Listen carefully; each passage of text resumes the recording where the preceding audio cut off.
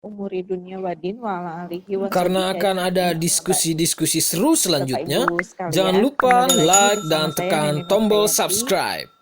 Saya mengucapkan selamat malam, salam sejahtera untuk kita semua. Izinkan terlebih dahulu saya menyapa narasumber yang tentunya sudah tidak asing lagi. Kang Iqbal Hasanuddin, Direktur Eksekutif Lembaga Studi Agama dan Filsafat yang konsisten memberikan pencerahannya 1 minggu sekali kepada kita semua tentang filsafat ya Kang. Saya juga ingin menyapa pimpinan redaksi Genial ID, Kang Yayan, Sofyan, serta Bapak Ibu sekalian yang tidak bisa saya sebutkan satu persatu. Kami haturkan terima kasih dan apresiasi yang sebesar-besarnya telah berkenan untuk bergabung dalam acara kajian filsafat di pertemuan yang ke-9 ya Kang. Dan kalau Bapak Ibu yang tidak sempat mengikuti kajian-kajian filsafat di tema-tema sebelumnya, bisa langsung dilihat saja rekamannya ada di YouTube Genial ID. Bapak Ibu, semoga kesehatan, keberkahan, kebahagiaan selalu menyertai kita semua. Dalam kajian diskusi filsafat pada Kamis 9 ya, 10 September 2020 ini mengangkat tema yang sama-sama kita tunggu nih. Saya terutama ya karena terjun di dunia politik tentang teori etika dan politik Thomas Aquinas. Setelah di malam Jumat lalu kita membahas tentang etika keutamaan Ibnu Rus. Untuk mengelaborasi lebih jauh lagi, sebetulnya siapa sih kalau di minggu lalu kita membahas tentang etika keutamaan Ibnu Rus yang menawarkan pendidikan sebagai metode untuk mendorong pengembangan jiwa manusia. Nah, kali ini kita akan berkenalan dengan Thomas Aquinas. Siapakah Thomas Aquinas itu? Bagaimana pemikirannya dan kenapa sih Kang Iqbal dikaitkan antara etika dengan politik? Apakah ada pemikiran yang sama dengan filsuf lain yang pernah kita bahas di pertemuan sebelumnya seperti Hegel, kemudian Socrates, Aristoteles, Ibnu Maskaweh, dan yang lainnya. Dan kemudian bagaimana relevansinya nih dengan politik kita hari ini. Untuk mengelaborasi lebih jauh kepada Kang Iqbal Hasanuddin, saya persilahkan waktu seluas-luasnya sampai pukul seperti biasa ya Kang ya, 20.30. Nanti 30 menit kita diskusi. Dipersilakan Kang Iqbal. Baik, terima kasih Teh Neni. Kepada Bapak Ibu sekalian, selamat bergabung kembali dalam diskusi serial ya. Serial filsafat ini sudah masuk ke sesi ke-9, artinya masuk bulan ketiga ya. Tidak terasa setiap malam Jumat kita ketemu tiba-tiba udah masuk di minggu ke-9. Dan ini adalah satu fase baru sekaligus akhir ya. Baru dalam pengertian setelah filsafat itu mengalami proses transformasi dari asalnya Yunani, Romawi, kemudian masuk ke dunia Arab Islam, kemudian kembali ke dunia Latin ya. Nah, jadi kalau kita bicara Thomas Aquinas nanti itu adalah alam pikiran filosofis yang berkembang dalam dunia Latin gitu ya. Dan ini dikatakan sebagai awal dari dunia Latin berbicara filsafat, tapi juga merupakan akhir dari fase yang disebut sebagai abad pertengahan ya, karena pertengahan dalam kerangka sejarah peradaban Barat terutama yang disebut dengan pertengahan itu adalah abad yang ada di tengah-tengah di antara dua abad kemajuan gitu ya. Jadi kemajuan yang pertama itu dikatakan Yunani Romawi, itu masa imperium di mana Barat itu menguasai dunia. Yang kedua era modern gitu ya. Era modern di mana dengan modernitasnya, dengan rasionalitasnya, dengan ilmu pengetahuan dan teknologi, peradaban Barat juga menjadi kebudayaan yang sangat dominan di dunia global. Nah, sementara di tengah-tengahnya ada fase di mana disebut sebagai abad ke-8 di Barat, tapi sebetulnya kalau dilihat dari sisi lain, di dunia Arab Islam, apa yang dianggap sebagai abad ke-8 di Eropa justru menjadi abad keemasan ya. Jadi justru di Baghdad, kemudian di semua daerah-daerah Arab, termasuk juga Arab di Spanyol, itu mengalami perkembangan peradaban yang luar biasa dan bisa dikatakan sebagai puncak peradaban pada masa itu ya. Jadi ini soal perspektif ya, soal kapan itu abad ke-8, apa itu keemasan, sangat tergantung pada posisi di mana kita berada dan bagaimana cara kita memandang. Tapi yang pasti memang berbicara tentang kemajuan, berbicara tentang puncak peradaban, mau tidak mau sangat erat terkait dengan sejauh mana akal budi itu dikembangkan, dijadikan ukuran untuk membicarakan kebenaran gitu ya. Jadi Yunani sangat kuat pada masa Platon, Aristoteles, kemudian masa Roma, itu prinsip-prinsip pengaturan kehidupan sosial didasarkan pada rasionalitas gitu ya. Begitu juga pada masa Arab Islam yang filosof-filosofnya sudah kita diskusikan selama 2 bulan terakhir. Nah, pada masa itu memang terjadi semacam transformasi falsafah Yunani dalam satu kultur yang berbeda ya. Jadi kalau Yunani itu kan kulturnya sangat dunia yang sangat kecil ya, polis. Jadi kalau Athena itu ya satu polis Athena ya kecil dunianya. Kemudian termasuk polis-polis yang lain itu adalah dunia yang kecil. Tapi ketika falsafah Yunani masuk ke era Romawi, maka sudah tidak lagi berada dalam lingkup alam pikiran yang kecil, tapi alam lingkup yang imperium besar gitu. Makanya corak filsafat juga sedikit berbeda. Masuk ke dunia Arab Islam juga dia masuk kepada satu kultur yang juga berbeda gitu. Jadi ada adaptasi dari dunia dalam tanda petik pagan ya, pagan Yunani yang berbeda dengan alam pikiran Arab dan nanti juga Latin ya, di mana sudah ada yang disebut sebagai kepercayaan monoteistik gitu. Jadi monoteistik kan punya kecenderungan untuk alam pikirannya itu sangat universal ya, universal, kemudian mengglobal gitu, tidak lokal. Nah, sementara akal budi juga punya klaim tentang universalitas itu. Nah, di antara dua yang universal itu, yang mengklaim universalitas itu, kemungkinannya dua, apakah saling mengalahkan, menegasikan, atau bisa jadi sintesis gitu ya. Nah, proses pertama terjadi adalah bagaimana para filosof Arab Islam itu mendudukan antara monoteisme Islam dengan rasionalisme Yunani, terutama filsafat Aristoteles ya.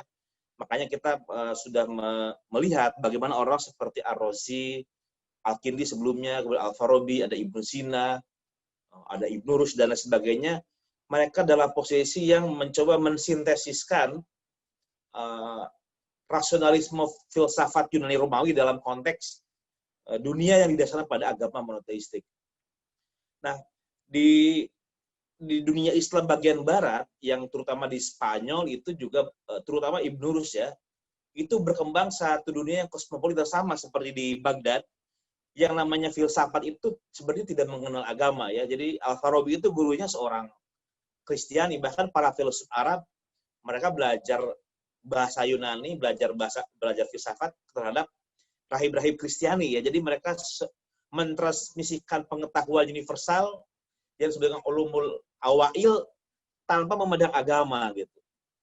Bahkan para penerjemah yang dibayar untuk menerjemahkan teks-teks filsafat dari Yunani ke dalam bahasa Arab juga banyak mereka yang beragama Kristiani. Seorang Al-Farabi itu muridnya juga dari berbagai agama, tidak hanya Muslim ya, ada yang Kristiani, ada yang Yahudi, ada yang Zoroaster dan lain sebagainya. Jadi mereka disebut sebagai kaum humanis. Humanis artinya berbicara kebenaran universal yang titik tolaknya adalah kemanusiaan. Nah, di barat pada era Ibnu Rushd, tokoh yang kita diskusikan kemarin juga sama. Jadi dia seorang filosof yang juga diikuti gagasannya oleh mereka yang juga lintas agama ya. Nah, di antara yang terkenal yang sangat dipengaruhi Ibnu Rushd adalah seorang tokoh Yahudi yang bernama Musa bin Maimun, atau dalam bahasa lain disebut sebagai Moses Maimonides ya. Jadi setelah eksperimentasi di dunia Arab, falsafah dirumuskan sedemikian rupa ya menjadi falsafah Arab Islam, maka setelah era Arab Islam itu muncul kemudian pergulatan di kalangan agama monoteistik lain, yaitu Moses Maimonides. Tapi kita tidak membahas pikiran beliau. Sebetulnya menarik juga ya membahas pikiran-pikiran Moses Maimonides, karena beliau banyak mengambil juga dari Al-Farabi, dari Ibnu Sina, dari Al-Ghazali sebagian, kemudian dari Ibnu Rushd, dan mensintesiskan dengan tradisi-tradisi teologi Yahudi gitu ya, perjanjian lama dan sebagainya gitu. Tapi kita skip Moses Maimonides, kita langsung kemudian masuk ke Thomas Aquinas. Nah, Thomas Aquinas ini adalah pemikir dari ala pikiran yang berbeda, karena dia seorang yang dibesarkan dalam tradisi gereja Katolik, dari kecil sudah menjadi murid seminari lah kalau sekarang ya, pesantren dalam tradisi Katolik, belajar bahasa Latin, menulis bahasa Latin, belajar logika, belajar kira-kira dasar-dasar teologi, kira-kira gitu ya. Jadi dan ketika beliau belajar filsafat, tentu juga ada persoalan di mana kemungkinan antara ketidakcocokan antara filsafat Yunani yang terutama Aristoteles dengan ajaran Kristiani. Nah, ini sebagai seorang pemikir, Thomas Aquinas punya problem yang sama seperti yang dihadapi oleh Moses Maimonides dan beberapa pemikir lain dari Yahudi ya, misalnya Judah Halevi, kemudian banyak, kita bisa menyebut sekitar 5-10 pemikir Yahudi. Di dunia Arab Islam juga sudah dibahas bagaimana pergulatan antara akal dan agama, akal dan wahyu itu. Nah, teman-teman sekalian, Thomas Aquinas ini penting meskipun kita di sini tidak akan membahas teologinya, tidak akan membahas secara khusus pandangannya tentang filsafat ketuhanan, tapi kita akan membahas tentang etika dan politik ya secara khusus. Tapi nanti dalam biografi akan kita ulas sedikit yang terkait dengan pandangannya tentang relasi agama dan filsafat ya. Nah, pertanyaannya adalah siapakah Thomas Aquinas? Untuk mengerti bagaimana pikirannya, kita harus melihat latar belakang dari Thomas Aquinas. Thomas Aquinas dikatakan lahir pada tahun 1224 atau 1225 ya. Jadi tidak persis karena kan nggak ada akte kelahiran ya. Jadi para peneliti, para sejarawan memperdebatkan, tapi kurang lebih hanya di antara dua itulah. Antara 1224 atau 1225. Di kota Rocca Secca yang terletak di antara Napoli dan Roma. Jadi ini ada satu kota kecil di Italia yang terletak di antara dua kota besar, yaitu Roma dan Napoli ya. Dan dulu kota itu berada di provinsi yang namanya Aquinas. Makanya disebut sebagai Thomas Aquinas karena dia adalah Thomas yang lahir di provinsi yang dulu namanya provinsi Aquinas itu. Dan keluarga Thomas Aquinas hidup di tengah pertikaian politik antara paus yang berkedudukan di Vatikan ya, di Roma, dan Raja Frederick di Sisilia Selatan di Napoli. Jadi ada semacam pertikaian siapa yang menjadi otoritas gitu ya. Nah, keluarganya Thomas Aquinas sebagian ada yang berpihak pada mereka aristokrat ya, jadi bangsawan gitu. Ada yang mendukung Raja Frederick dan ada yang mendukung Paus pada waktu itu. Nah, khusus Thomas kecil, dia adalah bisa dijelaskan anak bungsu dari 9 bersaudara ya. Dikatakan 4 kakaknya, ada 4 laki-laki, 4 perempuan, dan dia sebagai anak terakhir ya. Orang tuanya bernama Landolfo dan Dame Theodora. Ayahnya Landolfo, ibunya Dame Theodora. Kemudian pada saat kecil di 1231 Thomas didorong oleh ayahnya untuk menjadi oblat di sebuah biara Benediktin di Monte Cassino ya. Jadi menurut buku yang saya baca, kebiasaan orang-orang pada saat itu anak bungsu memang didedikasikan untuk menjadi membantu gitulah di komunitas religius untuk menjadi pelayan gitu. Jadi sosok Aquinas kebetulan anak bungsu dan didorong untuk menjadi oblat ya di biara itu. Dia di situ dapat pelatihan membaca menulis dalam bahasa Latin karena transmisi ajaran gereja Katolik disampaikan dalam bahasa Latin. Kemudian pada saat berumur 15 tahun, Thomas didaftarkan di Studium Generale di Napoli. Jadi ini sudah mulai menjelang dewasa ya, 15 tahun, kalau sekarang mungkin SMA ya, pendidikan menengah lah. Itu Studium Generale di Napoli, dan itu sebetulnya semacam bagian atau cabang dari Universitas Bologna. Dalam sejarah, Bologna University itu adalah kampus kedua tertua di Eropa setelah Universitas Paris. Jadi Universitas Paris adalah kampus pertama, yang kedua adalah Bologna. Jadi ini salah satu kampus tertua di Eropa. Dan Studium Generale ini tempat di mana Thomas belajar ya. Dia belajar seni dan filsafat, menarik. Jadi walaupun nanti dia akan jadi seorang teolog besar, tapi justru di awal karir pendidikannya dia belajar seni dan filsafat. Di sana dia mulai belajar filsafat Aristoteles. Sebetulnya dalam tradisi gereja Katolik pada saat itu, doktrin atau ajaran Aristoteles masih dianggap sebagai sesuatu yang terlarang ya, karena ada pandangan-pandangan dalam filsafat Aristoteles yang dianggap bertentangan dengan doktrin dari gereja Katolik ya, misalnya soal keabadian alam. Gereja Katolik berpijak pada ajaran Alkitab bahwa alam ini diciptakan secara creatio et nihilo ya, diciptakan dari ketiadaan. Tuhan pada awalnya sendirian, kemudian alam itu baru, makhluk muhdas kalau dalam bahasa orang-orang Arab ya, dia baru dan tercipta gitu. Nah, sementara filsafat Aristoteles tidak mengenal kebaruan alam, karena alam itu merupakan efek abadi dari prima causa, sebab pertama itu. Jadi makanya alam juga abadi gitu. Nah, aspek itulah yang kemudian membuat secara 100% filsafat Aristoteles tidak diperkenankan dalam lingkungan gereja Katolik saat itu. Tapi yang menarik, seorang Thomas itu ketika masa di Napoli dia sudah belajar Aristoteles, terutama karena Aristoteles tidak tersedia ya dalam bahasa Latin dan juga dalam bahasa asli Yunaninya, dia belajar filsafat Yunani dan atau Aristoteles dari terjemahan-terjemahan Latin dari versi Arab sebelumnya. Jadi dulu diterjemahkan dari bahasa Yunani ke dalam bahasa Suryani sebagian. Suryani itu yang sekarang di Suriah itu ya. Ada yang langsung ke Arab. Nah, kemudian dari Arab kemudian diterjemahkan, sebetulnya sebelum ke Latin diterjemahkan ke bahasa Ibrani dulu ya oleh para filsuf Yahudi. Nah, dari situ nanti ada dua jalur, ada yang dari Arab langsung ke Latin, dari dunia Arab, dari teks-teks berbahasa Arab juga sempat ada yang diterjemahkan dulu ke bahasa Ibrani, baru diterjemahkan ke bahasa Latin. Nah, Thomas belajar tentang filsafat Yunani dari terjemahan Latin, teks-teks yang dari teks berbahasa Arab ya.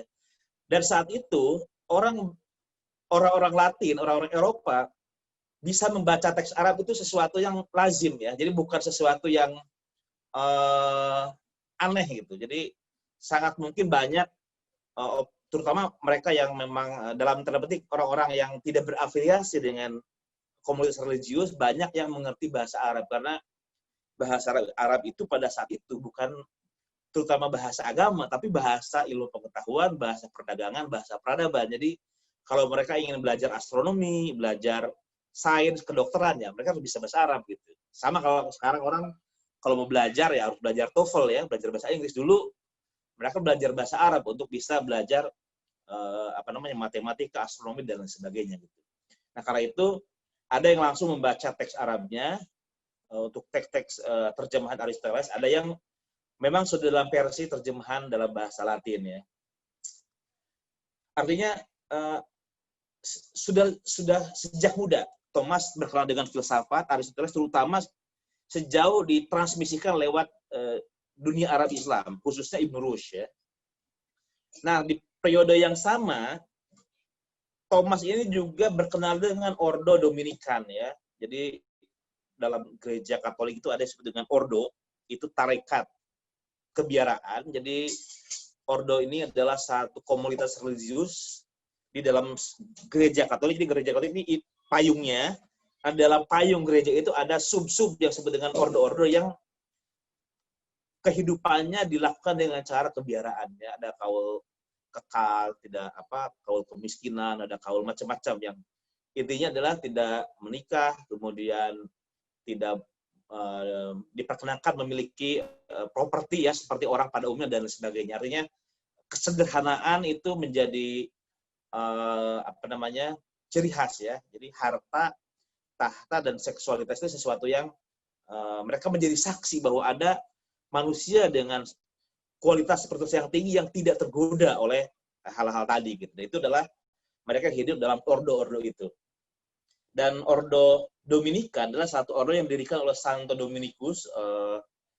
Ini seorang santo ya, kalau dalam tradisi Katolik santo itu orang yang kemudian ketika meninggal dinyatakan sebagai orang suci ya. Dan itu kemudian dijadikan nama ordo, pengikut-pengikutnya itu mengikuti jejak atau jalan spiritual dari Santo Dominikus itu menjadi ordo Dominikan ya. Kalau di Islam juga hampir sama ya, misalnya tarekat Qadiriyah Naqsabandiyah. Nah, itu adalah tarekat yang mengacu kepada sosok pendirinya atau Sajiliyah. Nah, itu tarekat yang jalan hidupnya anggota itu mengacu pada apa yang sudah diajarkan oleh si pendiri tarekat itu. Nah, ini juga sama. Ordo Dominikan adalah satu ordo dalam Gereja Katolik di mana Santo Dominikus menjadi anggota ya, anggota dari ordo itu. Nah, kemudian dia menjadi anggota tercatat pada tahun 1244. Nah, resmi ya, kalau sudah menjadi anggota ordo itu artinya dia sudah menjadi seorang anggota tarekat. Nah, kemudian pada periode 1245 sampai 1248 ya, Thomas melanjutkan studinya di Paris di bawah bimbingan Master dan Prior Albertus Agung. Nah, ini kampus yang tadi saya sebut ya, dua kampus besar. Pertama di Eropa itu adalah Universitas Paris dan Universitas Bologna. Nah, ini setelah tadi masuk menjadi anggota Ordo Dominikan, beliau melanjutkan studi di Universitas Paris dan dia berada di bawah bimbingan Albertus Agung. Nah, ini Albertus Agung sangat terkenal kalau berbicara filsafat abad pertengahan ya. Misalnya kalau kita ingat misalnya dalam Ibnu Sina itu membuat semacam argumen pembuktian Tuhan dengan cara argumen ontologis ya. Jadi ada gagasan tentang bagaimana kita membuktikan Tuhan secara rasional gitu kan. Nah, disebutnya ada argumen ontologis bahwa Tuhan dilihat dari segi keberadaannya, kenyataan yang kita tampak secara indrawi ini kan keberadaannya relatif ya. Relatif artinya relatif secara waktu maupun ruang gitu. Saya ada sekarang di rumah, tapi kan nggak ada di kampus. Saya ada sekarang di rumah, mungkin besok saya pergi ke pasar, nggak ada di rumah lagi gitu. Artinya ada di sini tapi nggak ada di tempat lain. Ada sekarang tapi besok udah nggak ada lagi. Dulu belum lahir kita nggak ada, nanti setelah mati kita kembali tidak ada. Artinya segala sesuatu yang di semesta ini dicirikan oleh satu jenis keberadaan yang bersifat kontingen ya. Kontingen itu artinya keberadaannya itu nggak wajib. Karena dulu pernah nggak ada, sekarang ada, nanti nggak ada lagi. Disebut sebagai kontingen being. Contingental being gitu. Nah, tapi apakah seluruh wujud itu pasti seperti itu? Nah, kalau seluruh wujud seperti itu, harusnya tidak ada keberadaan. Karena kalau semuanya awalnya itu tidak ada, harusnya akan selamanya tidak ada, nggak akan ada keberadaan. Pasti ada di awal, yang dia sejak awal tidak pernah tidak ada, selalu ada, nggak pernah tidak akan pernah tidak ada. Jadi itu sebagai wajibul wujud ya, keberadaan yang harus ada untuk menjelaskan kenapa kenyataan ini ada gitu. Karena kalau dia tidak ada, yang wajibul wujud itu yang necessary being itu tidak ada, nggak bisa menjelaskan yang contingent being. Nah, argumen yang dikemukakan oleh Ibnu Sina kemudian juga dirumuskan ulang dalam tradisi Gereja Katolik oleh sosok Albertus Agung terkenal ya. Ini juga menarik karena Albertus Agung ini seorang teolog di gereja, tapi diam-diam beliau membaca filsafat juga ya, Aristoteles, saya sangat yakin Albertus Agung membaca filsafat dari tradisi Yahudi, filsafat dari Arab juga, sehingga banyak inspirasi ya. berbeda dari imam-imam yang lain alam pikirannya. Makanya nanti berpengaruh kepada Thomas yang juga kemudian seperti ingin menerangi teologi dengan rasionalitas filsafat gitu ya. Nah, itu kita tahu jalurnya ya, kenapa Thomas kemudian menjadi sangat filosofis, karena dia punya seorang guru yang juga diam-diam sangat mengagumi filsafat, yaitu Albertus Agung. Nah, dikatakan dia seorang master teologi tapi menjalankan proyek filsafat Aristoteles yang saat itu masih dilarang ya. Jadi pada saat di dunia Islam diterima filsafat Aristoteles ya, dan di dunia Yahudi juga diterima berkat jasa Moses Maimonides, pada saat itu di dunia Kristiani masih belum diterima, bahkan pada saat Albertus. Nanti sejak Thomas, filsafat menjadi bagian integral dari ajaran atau doktrin gereja ya. Nah, kemudian sebetulnya poin-poin yang dipikir oleh Albertus juga berkembang nanti di Thomas ya. Misalnya dia katakan, kata Albertus, filsafat Aristoteles dapat membantu teologi Kristiani. Sebagai murid Albertus, Thomas ikut terlibat dalam proyek besar ini ya. Jadi di Universitas Paris nanti Thomas memilih untuk belajar filsafat lagi ketimbang fakultas teologi. Jadi walaupun dia muncul dari tradisi Ordo Dominikan, tapi ketika kuliah dia malah memilih belajar filsafat. Nah, ini nanti diikuti oleh seluruh tradisi religiusitas Katolik, di mana seorang imam itu harus belajar filsafat terlebih dahulu ketimbang sebelum teologi. Jadi kalau kita lihat misalnya di Riyarkara, di semua kampus-kampus yang akan mendidik seorang imam Katolik, selalu ada jurusan filsafat, karena filsafat adalah fase wajib bagi mereka yang menjadi imam ya. Nah, ini mungkin ada silsilahnya dengan apa yang sudah dilakukan oleh Thomas Aquinas juga pada masa itu. Selanjutnya, nah pada 1248 sampai 1252, Thomas kemudian diajak oleh Albertus untuk mendirikan Stadium Generale di Köln ya. Köln itu di Jerman sekarang ya. Untuk para Dominikan muda. Jadi untuk mendidik, mengkader calon-calon imam dari Ordo Dominikan ya. Dan di sana dia juga selain sebagai murid, melanjutkan posisi sebagai murid, sekarang sudah mulai jadi asisten karena sangat cerdas ya, menonjol, sangat rajin Thomas ini, sehingga sangat disayangi oleh seorang Albertus Agung, dan dia sudah mulai dikenal sebagai asistennya ya. Dan Thomas kemudian ditahbiskan menjadi imam pada periode ini di Köln ya. Nah, kemudian Thomas diminta oleh Albertus untuk menjadi guru di Universitas Paris saat ia berusia 27 tahun. Ini unik karena pada saat itu ketentuannya untuk menjadi dosen atau guru di Universitas Paris, khususnya di Fakultas Teologi, itu paling muda usia 30 atau 35 gitu. Jadi terlalu muda Thomas itu. Tapi karena yang mengangkat ada Albertus Agung, orang walaupun mungkin agak sedikit kurang percaya, tapi masa sih orang yang dipercaya oleh Albertus Agung gak memadai gitu. Akhirnya orang menerima juga karena yang merekomendasikan seorang yang punya otoritas yang dipercayai oleh semua orang Katolik pada saat itu ya. Nah, kemudian pada tahun 1260 Thomas meninggalkan Paris untuk membantu memulai Stadium Generale untuk para Dominikan muda di Italia. Jadi kembali untuk juga ikut membina ya kader-kader dari Ordo Dominikan di Italia. Kembali dengan Albertus, ketemu dengan gurunya. Kemudian dia ke Roma untuk proyek yang sama tahun 1265 sampai 68, tepatnya di Santa Sabina. Nah, di masa-masa inilah kemudian dia melahirkan beberapa karya besar ya. Di antaranya disebut Summa Theologi, kemudian juga ulasan terhadap De Anima dari Aristoteles ya, yang sangat terkenal ya. Nah, dari sana kemudian Thomas kembali ke Universitas Paris. Jadi kalau tadi masih sangat muda, sekarang ketika kembali ke Paris sudah menjadi tokoh besar Thomas dan mengajar teologi. Yang menarik, ada satu situasi yang menyebabkan Thomas itu diminta kembali ke Paris.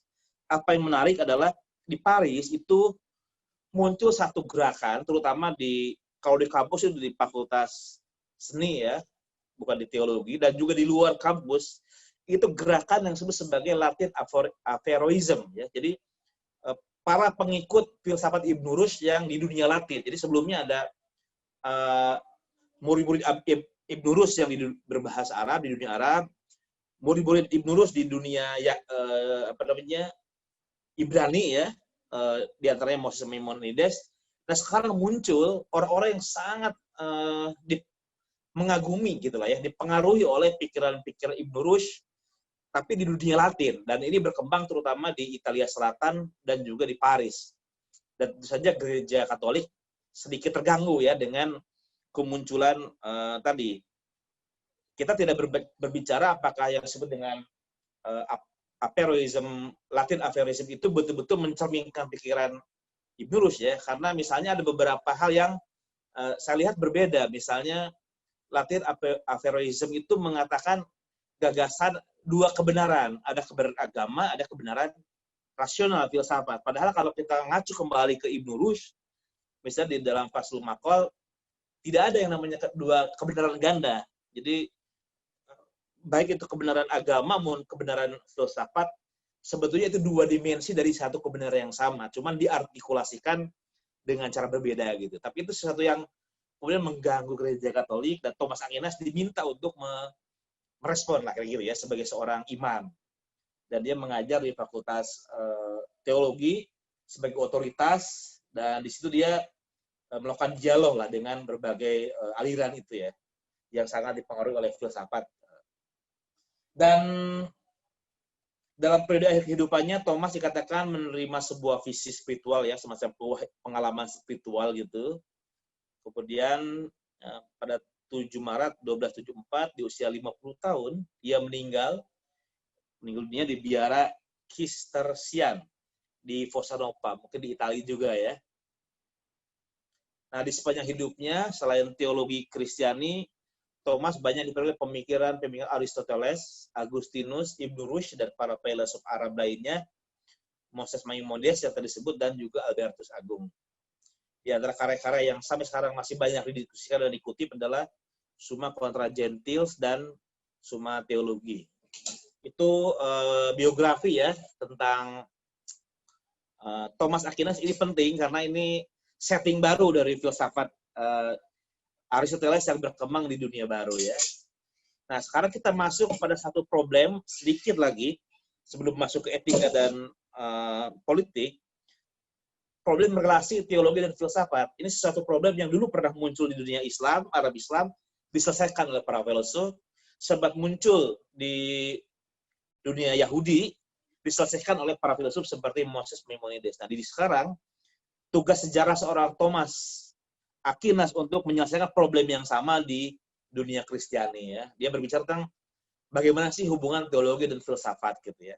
Nah, dikatakan bahwa teologi dan filsafat adalah dua hal yang berbeda. Kalau di dunia Islam itu antara ilmu kalam dan falsafah ya. Jadi saya dulu S1 kuliah di jurusan akidah dan filsafat. Maksudnya di dalamnya itu belajar teologi dan filsafat sekaligus. Nah, ini problem ini yang juga muncul ya. Jadi ini dua bidang yang berbeda.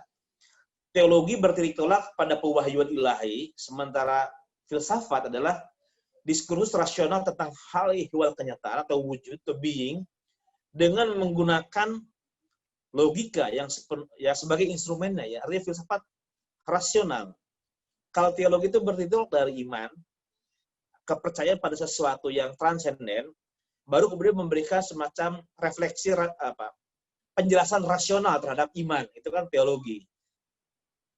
Sementara dalam filsafat dia tidak bisa menerima sesuatu yang dari awal tidak bisa dibuktikan secara rasional. Jadi dia sangat rasional, titik tolaknya hanya akal budi, menggunakan logika, tidak ada titik tolak iman atau pewahyuan sama sekali. Nah, ini kan dua hal yang berbeda gitu. Nah, yang menarik dalam pemikiran Thomas Aquinas, saya kira ini juga akan mirip nanti dengan Ibn Rushd dan juga Moses Maimonides, dikatakan menurut Aquinas ya, teologi dan filsafat itu memang berbeda, tapi tidak bertentangan. Ini yang menarik ya.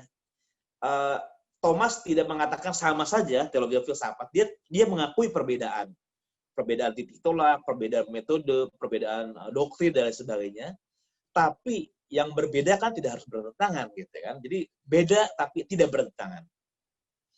Yang jadi problem kan kalau beda bertentangan, ini yang akan jadi masalah. Tapi kalau beda tidak bertentangan itu berpotensi untuk saling melengkapi.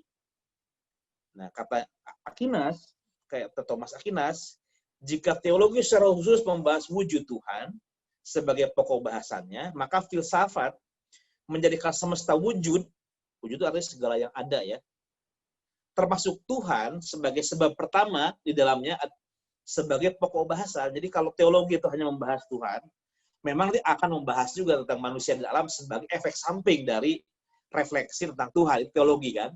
Sementara filsafat memang dari awal membahas alam semesta, manusia, dan juga Tuhan. Tuhan dalam pengertian metafisika ya, tema pembahasan metafisika. Nah, dalam konteks ini ada irisan antara pembahasan tentang metafisika dalam filsafat dengan pembahasan Tuhan dalam teologi gitu. Jadi memang berbeda, tapi tidak bertentangan dan ada irisan yang dibahas. Nah, yang menarik adalah dalam istilah Thomas Aquinas, teologi itu juga sebetulnya bukan dalam pengertian yang tidak sama sekali rasional ya. Jadi disebut sebagai dulu ilmu ilahi ya, ilmu metafisika sebetulnya kalau dalam bahasa ya. Sacred science itu ilmu-ilmu tentang yang sakral. Jadi istilahnya bukan kita menyebutnya sih teologi sekarang, tapi istilah pada masa itu bukan teologi ya. Tapi yang pasti poinnya adalah ada irisan antara teologi dan filsafat.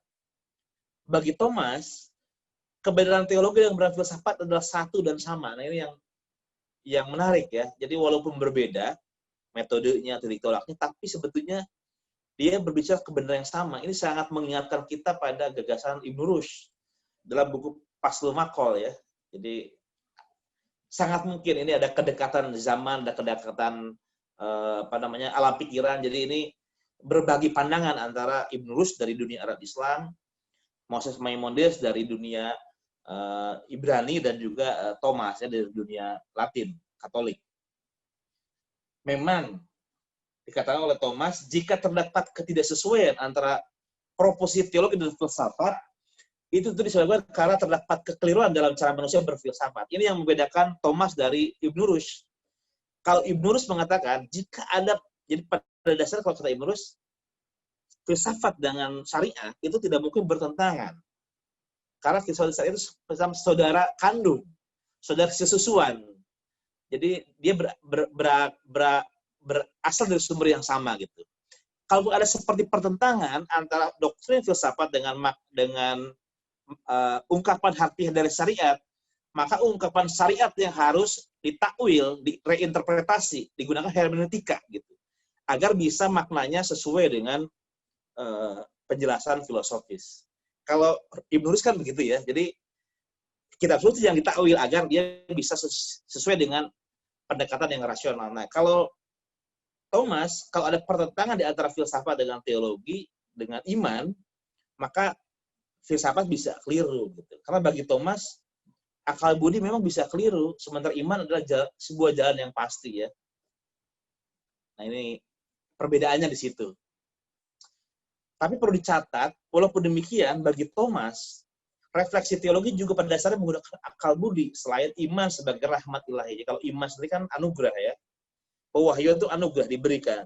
Tapi untuk memahami, menjelaskan, orang tidak dengan sendirinya paham, butuh semacam refleksi rasional. Karena manusia itu kan organisme rasional yang segala sesuatu harus dipahami, dimengerti. Itu butuh filsafat untuk menjelaskan doktrin-doktrin teologis, menjawab problem-problem teologis. Nah, di sini Thomas berbicara tentang filsafat sebagai ansila teologi. Filsafat sebagai ilmu alat atau ilmu pengantar bagi teologi. Ini terkenal ya, filsafat sebagai ansila teologi. Nah, istilah ini dipahami sebagai upaya untuk menempatkan filsafat sebagai pengantar agar pesan-pesan iman dapat dijelaskan secara rasional dan ditangkap oleh manusia sebagai makhluk atau organisme yang rasional. Di situ Thomas Aquinas punya peran ya, bagaimana menjembatani antara monoteisme Kristiani dengan rasionalisme filsafat Yunani. Nah, sekarang kita masuk ke problem etika yang dibahas oleh Thomas Aquinas. Ini juga menarik sebetulnya karena sebelum Thomas Aquinas, apa yang dibicarakan oleh Thomas Aquinas sebenarnya sudah dibicarakan juga oleh Aristoteles. Jadi Thomas Aquinas menafsir Aristoteles, dan sebelum Thomas, Ibn Rushd juga sudah menafsir kurang lebih sama ya, tema-tema etika dan politik seperti yang dibahas oleh Thomas itu. Nah, Thomas mengatakan bahwa rasio teoritis dan rasio praktis itu berbeda ya. Jadi dikatakan rasio teoritis adalah satu bagian dari intelek manusia yang bersifat spekulatif ya, kontemplatif, untuk melampaui partikularitas gambaran mental yang diberikan oleh indera gitu. Jadi kalau indera itu kan selalu partikular ya. Kalau kita melihat lemari dari sebelah kanan, kita nggak bisa melihat lemari sebelah kiri gitu kan. Sebaliknya kalau kita melihat lemari dari sebelah kiri, kita kehilangan pandangan. Bagaimana lemari dari sebelah kanan gitu kan. Nah, indera itu kan selalu partikular, satu sisi gitu. Nah, intelek itu memiliki kemampuan untuk mengintegrasikan berbagai sisi itu menjadi kita punya gambaran yang utuh dalam akal budi, sehingga yang awalnya parsial, kesan-kesan tentang objek itu menjadi utuh, universal. Nah, jadi ada proses dari mulai yang sifatnya partikular ya, indera-indera yang partikular dari panca indera, kemudian digabungkan dalam yang disebut sebagai indera umum atau sensus komunis, kemudian nanti diputuskan oleh akal budi apakah memang gambaran mental itu sesuai nggak dengan konsep yang sudah dimiliki sebelumnya.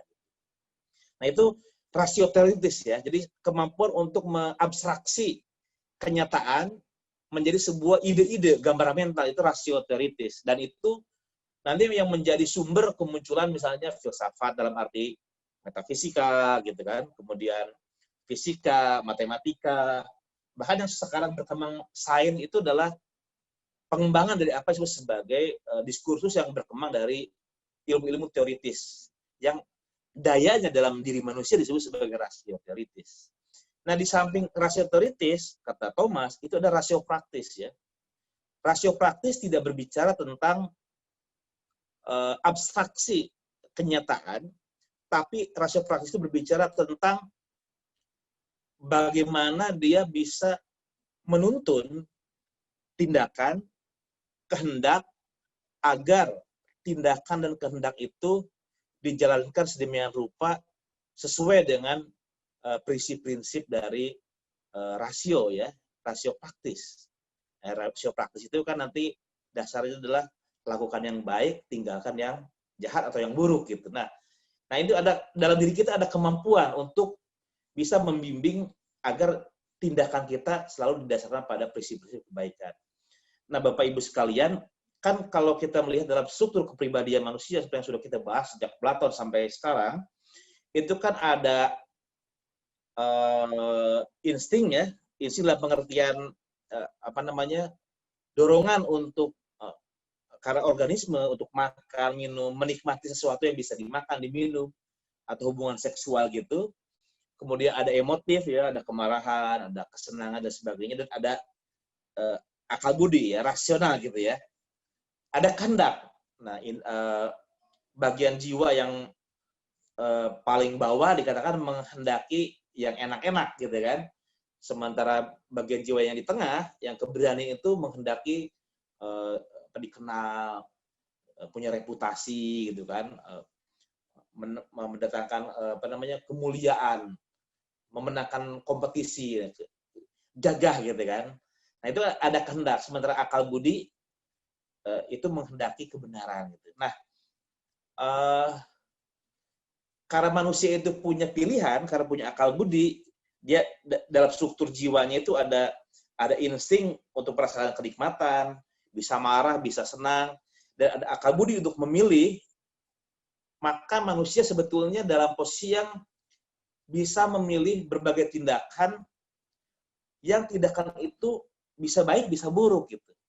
Sesuatu yang di luar wujud manusia tidak terjadi ya, karena misalnya dalam hewan, dalam tumbuhan itu bersifat mekanistik, deterministik, dia sangat dipengaruhi oleh sesuatu yang natural dalam dirinya gitu. Jadi tidak bisa memilih, kita nggak bisa mengatakan singa jahat gitu kan, singa nggak bermoral kok dia memakan yang lain misalnya gitu kan, atau memakan anaknya atau dan sebagainya. Kita nggak bisa mengatakan seperti itu pada hewan, karena hewan di dalam struktur jiwanya tidak ada budi yang seperti manusia yang bisa memilih mana baik, mana buruk gitu. Jadi walaupun sama-sama punya dorongan, hewan itu nggak punya fakultas untuk memilih mana upaya memenuhi dorongan insting itu yang menyakitkan, mana yang tidak, mana yang merugikan orang lain, mana yang tidak. Hewan nggak peduli, nggak mikir gitu, hanya insting. Sementara manusia tahu bahwa dia lapar, tapi di depan dia ada makanan bukan punya dia, tapi punya orang lain. Dia berpikir, kalau saya ambil makanan punya orang, memang saya kenyang, tapi kan orang yang punya makan itu akan menderita karena harusnya dia bisa makan, tapi tidak bisa makan kalau diambil. Nah ini ada pemikiran ya dalam budi manusia, sesuatu yang kemudian pada akhirnya menimbulkan soal moralitas antara kalau dia punya pilihan, punya pertimbangan, dia bisa tahu mana yang baik, mana yang buruk. Cuma apakah pengetahuan baik buruk itu akan membuat dia mengikuti pengetahuan baik buruknya, atau justru instingnya yang lebih kuat.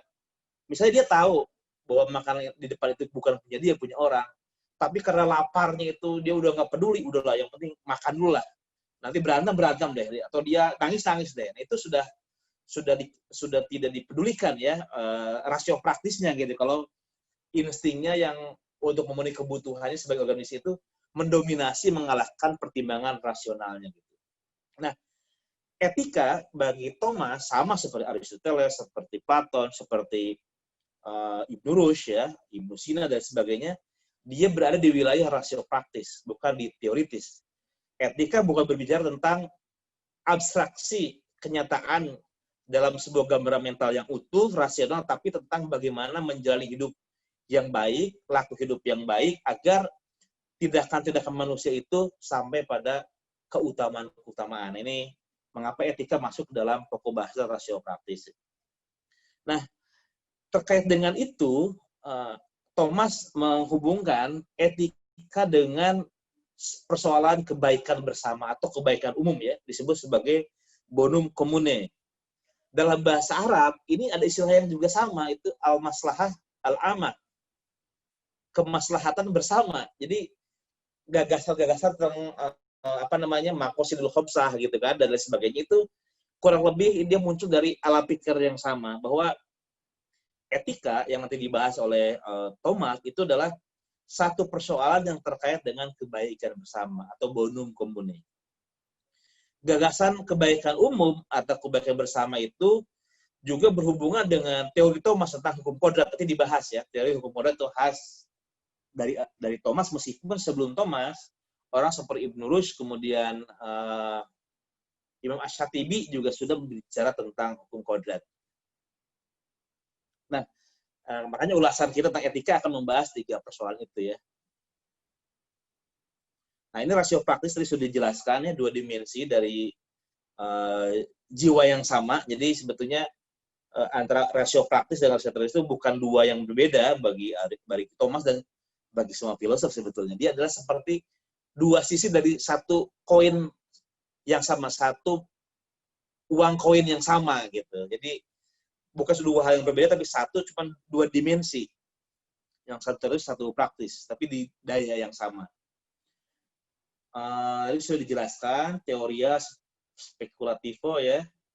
Nah, kalau intelek spekulatif atau teoritis, teoria itu diawali dengan kekaguman dan mengarah pada kebenaran. Ya, karena kebenaran itu kan per definisi adalah satu pernyataan dalam pikiran yang sesuai dengan kenyataan di luar pikiran. Itu namanya teori kebenaran korespondensi ya. Jadi ada kecocokan antara apa yang dalam pikiran kita sebagai pengetahuan dengan kenyataan objektif. Nah, itu rasio teoritis begitu cara bekerjanya, mulai dari kekaguman tentang objek, kemudian dilihat, disaksikan, diteliti, disimpulkan dalam pikiran, dan ketika pernyataan dalam pikiran itu sesuai dengan kenyataan, berkorespondensi, maka disebut sebagai kebenaran.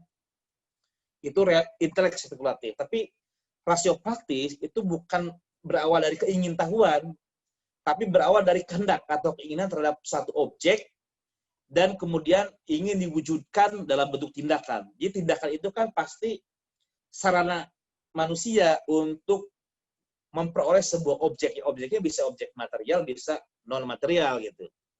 Misalnya kalau kita lapar, kita kan butuh makan. Nah, untuk butuh makan misalnya apa, kita ya pergi ke warung beli makanan. Tindakan jalan ke warung dan memesan makanan, nah itu bagian dari rasio praktis ya. Secara kerja rasio praktis, kita lapar, ingin makan, berjalan, dan memesan makanan. Nah, itu tindakan. Berawal dari kehendak dan keinginan. Nah, persoalannya adalah keinginan itu banyak, kehendak itu banyak, nah tindakannya itu apakah menyakitkan orang lain, tidak jahat atau tidak baik atau tidak. Nanti soal tindakan itu adalah seberapa tindakan yang dipilih sesuai dengan rasionalitas dari rasio praktis tadi. Makanya disebut oleh Thomas, rasio praktis berkaitan dengan gerakan dalam diri manusia yang disebut sebagai kebaikan praktis ya. Wah, waktu saya tinggal berapa menit lagi nih? Nah, 12 menit lagi, Kang. 12 menit, saya percepat ya. Kebahagiaan, nah ini ada istilah kebahagiaannya adalah sebagai tujuan tindakan. Jadi tindakan itu kan pada awalnya berorientasi pada kebaikan. Kebaikan itu adalah kondisi yang diinginkan ya. Kita lapar, ingin kenyang, maka kita datang ke warung, pesan makanan. Nah, tindakan pesan makanan itu adalah untuk mencapai satu keinginan yang dikehendaki, yaitu kenyang gitu. Kita haus, ingin nggak haus, ya kita ngambil minum ke dapur, kemudian minum. Nah, itu tindakan mengambil air minum adalah dalam rangka mencapai satu kondisi yang disebut sebagai kebaikan. Gitu. Nah, masalahnya adalah dari antara banyak kebaikan-kebaikan itu, tentu ada lagi tujuan yang lebih besar lagi. Nah, di antara semua tujuan dari seluruh tindakan dan perbuatan hidup manusia, maka tujuan akhir, kata Thomas, sama sekali itu adalah kebahagiaan. Ya. Jadi ini ada istilah bonum ya, kebahagiaan dalam Thomas. Nah, ini terutama berangkat dari titik tolak manusia adalah tuan dari setiap tindakannya melalui akal budi dan kehendaknya tadi ya, karena manusia bisa berpikir, berkehendak, bukan hanya seperti meja yang nggak berpikir dan nggak berkehendak. Kehendak bebas juga adalah fakultas dan kehendak dari akal budi. Ini ciri khas manusia. Nah, kalau tindakan-tindakan yang ada pada manusia berasal dari sebuah kehendak bebas, bagi Thomas, semua tindakan manusia itu berasal dari kehendak bebas. Kehendak bebas adalah titik tolak tindakan manusia, sebenarnya objek yang dikehendaki atau akhir adalah akhir atau tujuan dari tindakan. Jadi objeknya itu adalah tujuan ya. Baik itu yang bersifat intelektual, ingin tahu, itu kan objek juga kan. Kita ingin menginginkan sesuatu pengetahuan, itu juga objek. Nah, tujuan akhirnya adalah kebahagiaan sebagai tujuan akhir. Kita hidup tuh ujung-ujungnya, kalau dipikir-pikir, ingin bahagia. Karena kalau udah bahagia, kita udah nggak mau yang lain lagi. Dia sudah tidak rasional kalau kita udah bahagia menginginkan lagi yang lain.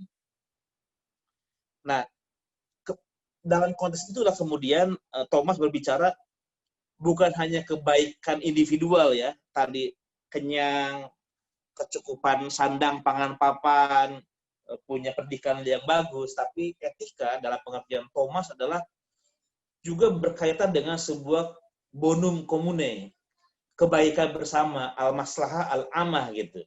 Karena manusia itu kan pada dasarnya adalah zoon politikon, makhluk sosial. Jadi kalau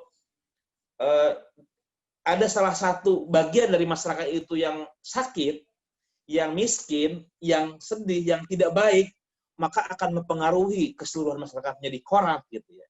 Tapi kalau semuanya itu kemudian baik, mendukung kebaikan bersama, maka akan menciptakan kesejahteraan bersama. Jadi titik tolaknya adalah kebaikan bersama, sehingga etika dalam pengertian Thomas pada akhirnya adalah mendorong agar kebaikan-kebaikan individual tadi, yang sifatnya sandang, pangan, papan, pendidikan, dan sebagainya, diarahkan untuk menciptakan kebaikan bersama, kesejahteraan sosial kalau istilah sekarang ya. Nah, disebutkan sini contoh dari kebaikan umum itu misalnya air bersih. Air bersih itu kan uh, objektif ya, semua orang nggak mau dikasih air kotor untuk minum, untuk mandi, pasti butuh air bersih. Universal, objektif, semua orang butuh. Nah, kalau zaman sekarang mungkin kebaikan umum itu ya good governance, kemudian kebijakan yang berkeadilan, ya, toleransi. Kalau sekarang ya sebenarnya kebaikan umum itu artinya sesuatu yang menjadi concern bersama, semua orang terlibat dengan persoalan itu ya. Dan kebaikan umum itu bisa diperoleh di level keluarga dan masyarakat. Masyarakat adalah kumpulan dari keluarga-keluarga, dan keluarga terdiri dari individu-individu. Makanya bagi Thomas, yang menjadi fokus dari etika yang pada akhirnya yang paling utama adalah bagaimana menciptakan kebaikan umum dalam masyarakat ya. Selanjutnya, nah ada relasi antara bonum komune dan hukum ya, karena untuk menciptakan bonum komune atau al-maslahah al-amah itu kan butuh dukungan dari semua orang ya. Semua orang itu melakukan berbagai tindakan yang mengarah pada kebaikannya sendiri, kesejahteraannya sendiri. Nah, dengan kesejahteraan semua orang itu akan terakumulasi menjadi kesejahteraan semua orang itu. Tapi kan ada orang-orang yang kemudian karena pilihan bebas yang memilih untuk melakukan tindakan-tindakan yang bertentangan dengan prinsip kemaslahatan bersama, misalnya mencuri, membunuh, memperkosa. Dia memang punya insting-insting itu ya, lapar, minum, tertarik seksual, tapi cara dia memenuhi kebutuhan itu bisa bertentangan dengan kesejahteraan orang lain, merenggut kesejahteraan orang lain, kebaikan orang lain, merenggut nyawa, merenggut harta milik orang, merenggut kenyamanan. Itu kan artinya ada seseorang atau sekelompok orang yang dalam kehidupannya, dalam kehidupan bersama, tidak sesuai dengan tujuan untuk mencapai bonum komune. Maka dibutuhkan hukum. Hukum adalah satu instrumen untuk memastikan seluruh individu yang ada dalam masyarakat menjalankan kehidupan agar tercapai bonum komune atau kesejahteraan bersama atau kebaikan bersama, kebahagiaan bersama ya. Dan itu mengadakan, kalau ini khas Platonik ya, ada manusia paripurna yang berkeutamaan ya. Karena kenapa? Karena kemaslahatan bersama, kebaikan bersama itu mengadakan adanya keadilan kan. Tidak boleh kebaikan bersama itu kemudian mendiskriminasi sekelompok orang. Seseorang harus adil betul. Semua orang yang terlibat dalam masyarakat betul-betul memperoleh hak sebagaimana yang seharusnya. Tidak boleh ada yang terzalimi, tidak boleh ada yang terdiskriminasi. Artinya kebaikan bersama itu bersifat adil juga, dan untuk bisa sampai menciptakan keadilan, menciptakan bonum komune, al-maslahah al-amah, butuh pemimpin yang juga adil, yang tidak berpihak pada dirinya saja, berpihak pada kelompoknya saja, pada partainya saja, pada keluarganya saja, tapi dia betul-betul mengabdi untuk kesejahteraan bersama. Itu manusia paripurna kalau sudah seperti itu ya.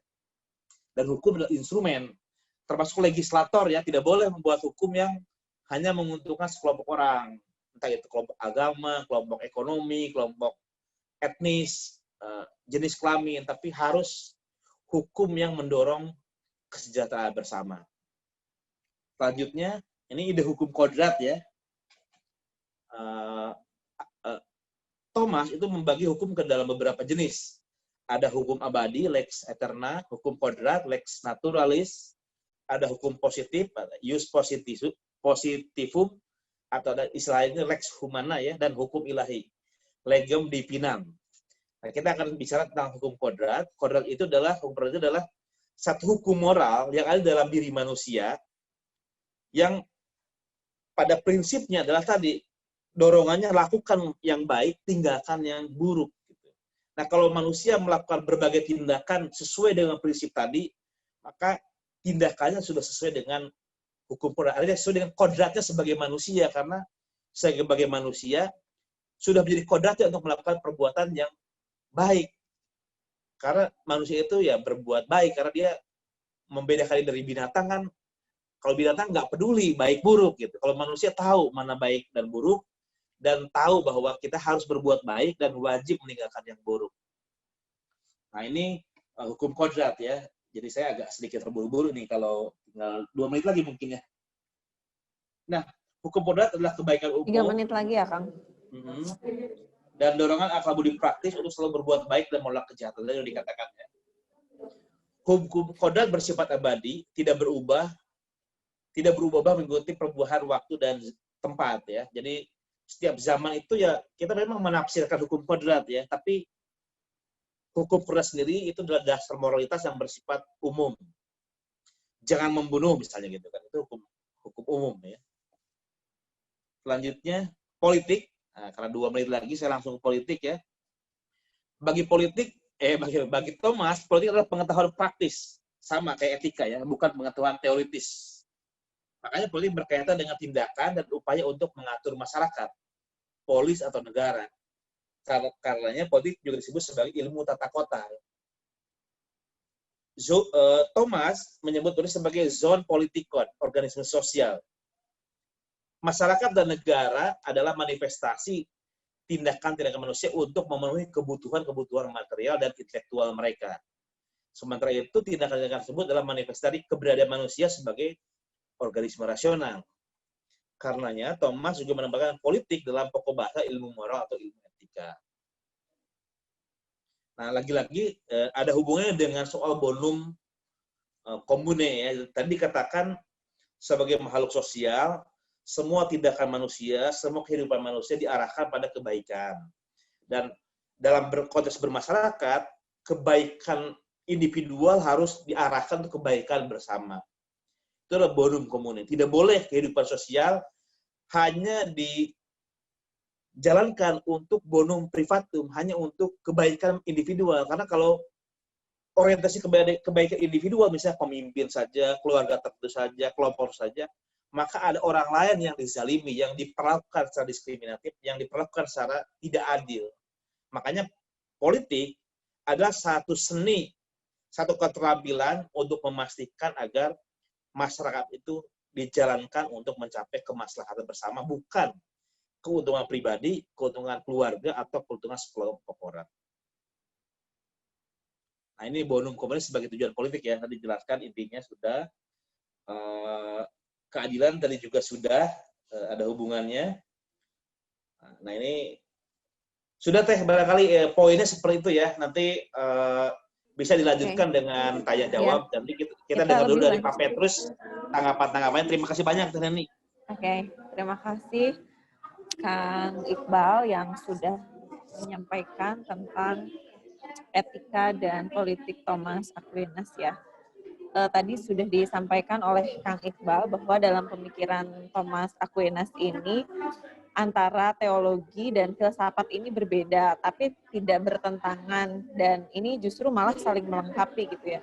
Etika dan politik menjadi 2 pokok pembahasan yang sangat penting dalam pemikiran Thomas, yang kemudian keduanya dimasukkan dalam pembahasan tentang filsafat praktis, bukan filsafat teoritis. Dan menurut Thomas, keadilan adalah sebuah keutamaan politik gitu ya, dan keadilan memberikan kepada orang lain apa yang menjadi haknya, dan itu dilakukan dengan kehendak yang secara konstan dan terus-menerus.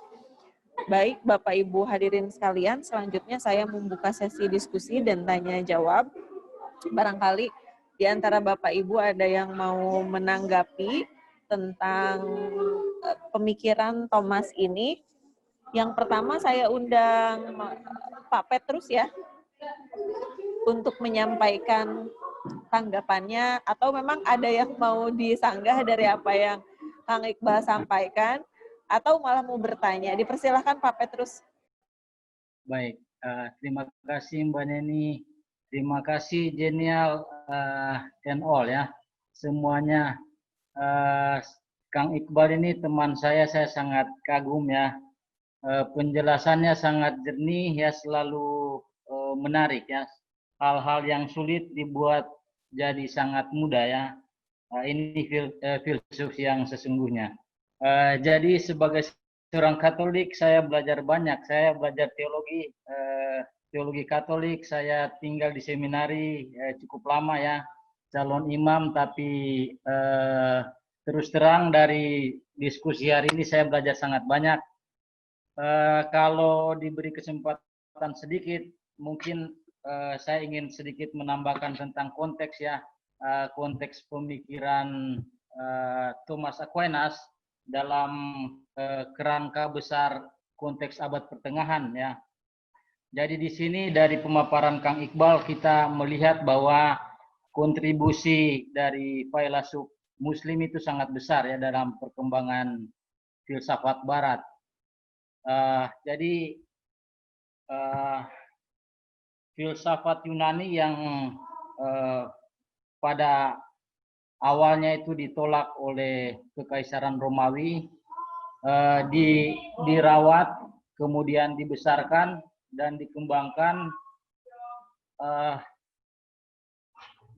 Tolong ya, sorry ada tetangga. Jadi filsafat dirawat oleh para pemikir Muslim ya, lalu kemudian dibawa ke Eropa. Ibn Rus sendiri lahir di Cordoba di Spanyol ya, dan itulah konteks yang dihadapi Gereja Katolik, di mana kemudian muncul Aquinas ya, yang sebenarnya ditugaskan dalam arti tertentu ya, sebagai misi dia itu untuk berdialog katakanlah dengan pemikiran-pemikiran Ibn Rus ya yang sangat Aristotelian. Jadi ini situasi pada masa itu ya, saya sendiri sebenarnya lebih berharap bahwa pertemuan tersebut harusnya lebih positif ya, sehingga mungkin menjembatani dua peradaban ya, ketimbang berseteru. Namun memang konteks di masa abad pertengahan itu adalah konteks di mana Gereja Katolik itu hendak mengusung satu proyek besar, di mana mau mengatakan bahwa kekristenan adalah agama yang otentik, agama yang sesungguhnya, dan itulah khasanah atau karakteristik dari filsafat di abad pertengahan. Mereka mau menunjukkan bahwa wahyu itu dalam kekristenan itulah kebenaran, dan filsafat adalah alat atau hamba, tadi Mas Iqbal sudah katakan ya, untuk menjelaskan iman atau menjelaskan wahyu ya. Dan itu situasinya kalau kita melihat itu barangkali konteks dan karakter filsafat yang berkembang di abad pertengahan. Jadi lebih menggunakan kitab suci ya, di mana hal yang ditekankan pada masa itu adalah iman. Artinya iman, dengan iman kita akan mengenal kebenaran, dan filsafat dipakai untuk menjelaskan iman. Jadi kepenuhan kebenaran itu ada di dalam wahyu. Jadi itu sedikit konteks. Mungkin kalau bisa ada pertanyaan mungkin bisa, tetapi mungkin pada hari ini Mas Iqbal lebih ke arah etika dari Aquinas ya. Maka mungkin sebagai tambahan Mas Iqbal barangkali bisa menjelaskan juga tentang keutamaan-keutamaan. Jadi Aquinas sendiri misalnya menyebutkan tentang cardinal virtues ya, keutamaan-keutamaan yang paling pokok.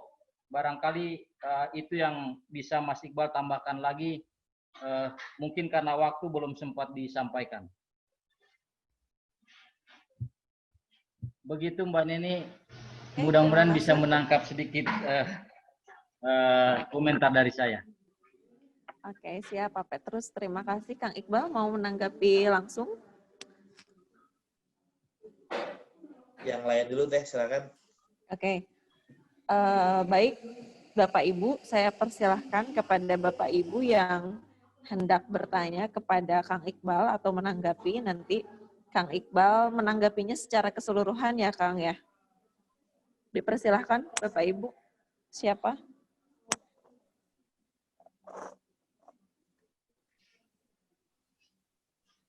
Langsung bisa dibuka mute-nya ya.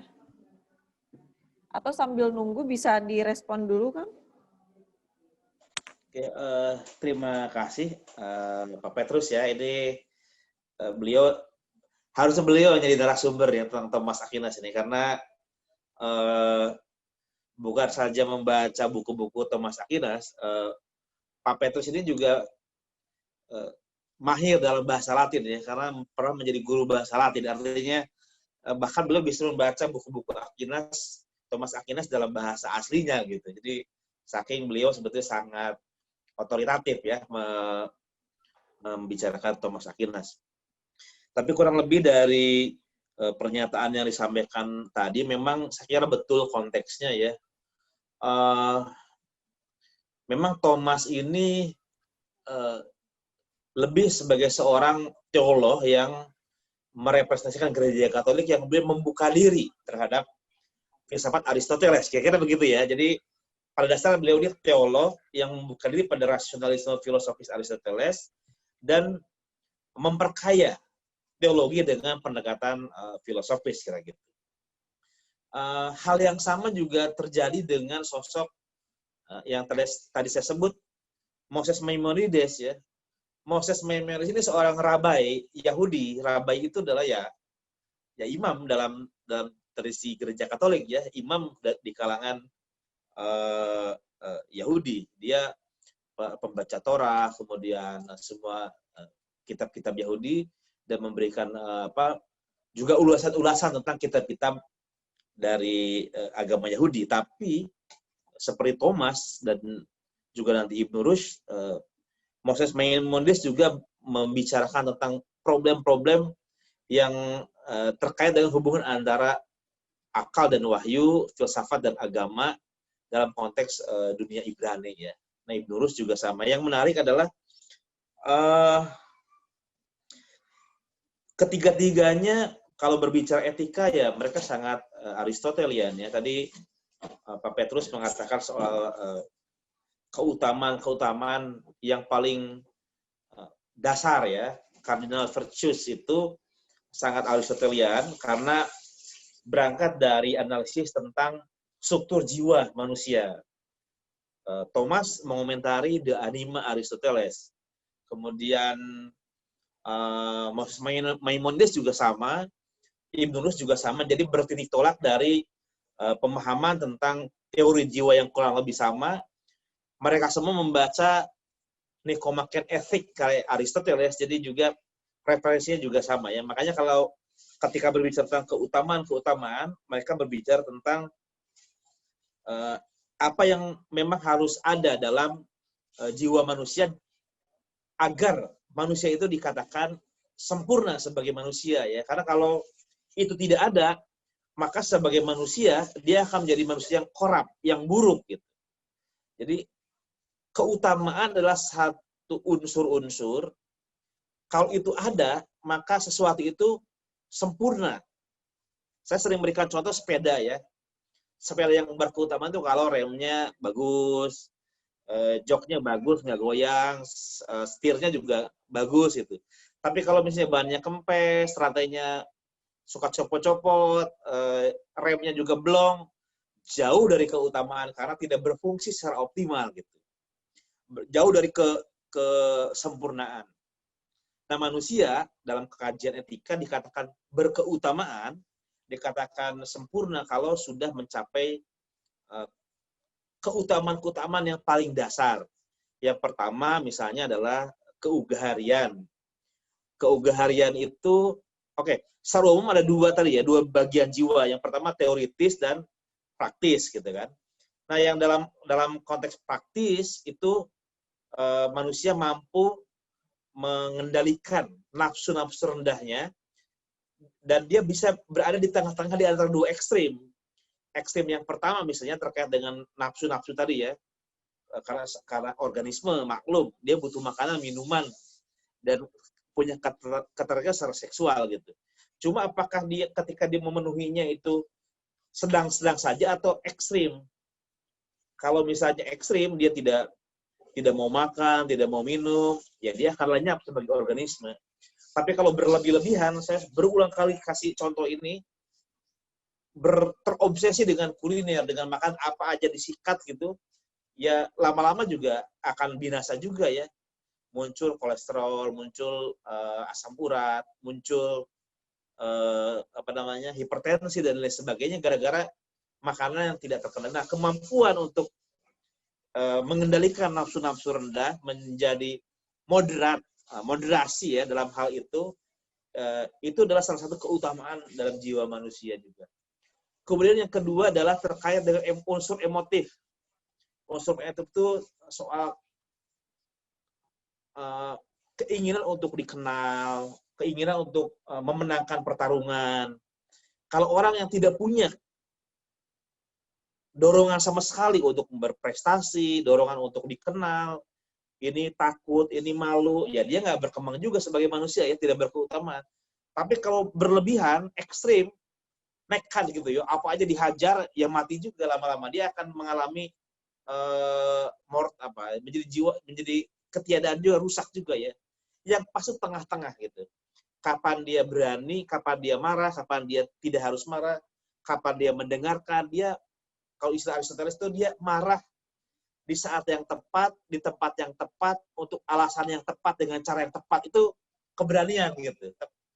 Dan itu kan virtue ya, virtue itu artinya nggak bisa dirumuskan dengan teori, itu menjadi kapasitas di dalam diri gitu. Yang ketiga adalah kebijaksanaan, ini terkait dengan rasio teoritis ya.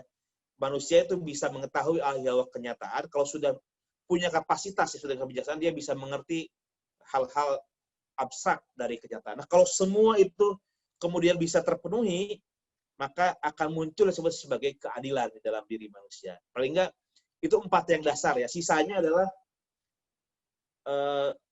the middle way ya. Manusia bisa menempatkan diri di tengah-tengah di antara 2 ekstrim. Nggak boros, nggak pelit, gitu, pikir. Terus semua itu manusia berkeutamaan kalau bisa menempatkan diri dengan baik. Itu barangkali ini sedikit penjelasan tentang teori keutamaan dalam tradisi Aristotelian, termasuk juga dalam Thomas Aquinas. Ya. Kang Iqbal, ini ada pertanyaan dari Pak Ahmad Fauzi, bagaimana cara mengimplementasikan pemikiran Thomas ini ke dalam pemerintahan saat ini? Karena kita tahu pemerintahan saat ini juga sangat carut-marut ya, Kang Iqbal. Dipersilahkan. Baik, Pak siapa tadi yang bertanya? Pak Ahmad Fauzi. Ahmad Fauzi ya. Baik, Bapak Ibu sekalian, terutama Pak Ahmad Fauzi, salah satu sumbangan dari Thomas Aquinas bagi pemikiran kenegaraan modern adalah gagasan tentang human rights. Jadi human rights, hak asasi manusia yang nanti disepakati di Majelis Umum PBB ya, General Assembly tahun 48, itu ada hak sipil, hak politik, hak ekonomi, sosial budaya, itu gagasan tentang martabat manusia. Itu titik tolaknya adalah teori hukum kodrat dari Thomas Aquinas. Jadi betapa besar sumbangan Thomas Aquinas terhadap gagasan politik modern yang berbicara tentang HAM ya. Tidak boleh membunuh, tidak boleh membatasi manusia untuk bergerak, mencari nafkah, berbicara dan sebagainya. Itu adalah bagian dari hukum kodrat yang sudah dirumuskan oleh Thomas Aquinas ya. Karena kata Aquinas, manusia itu punya satu martabat. Yang kalau martabatnya itu diingkari, ditolak, maka kita sudah memperlakukan dia bukan sebagai manusia lagi gitu. Apa itu? Manusia disebut manusia yang bermartabat kalau dia diperkenankan untuk memilih tindakan, tujuan hidupnya sesuai dengan pilihannya sendiri sebagai manusia yang berbudi, berakal budi, yang punya pilihan. Kalau kita kemudian mengatur dia, seperti kita mengatur kursi-kursi, ya kursi kan nggak protes nih. Ditaruh di ruang tamu, kursi nggak protes. Didudukin 2 orang nggak protes. Didudukin 3 orang nggak protes. Ditaruh di luar rumah, kursi nggak protes. Karena dia bukan satu organisme yang berakal budi gitu. Nah, manusia dengan martabatnya, punya kesadaran, punya pilihan, punya pikiran, segala sesuatunya harus dijalankan dengan persetujuan dari orang yang bersangkutan. Karena dia punya martabat ya, punya hak untuk menentukan apa yang baik buat dirinya. Nah, ini semua gagasan human rights itu bertitik tolak dari gagasan tentang martabat yang sudah dirumuskan oleh Thomas Aquinas.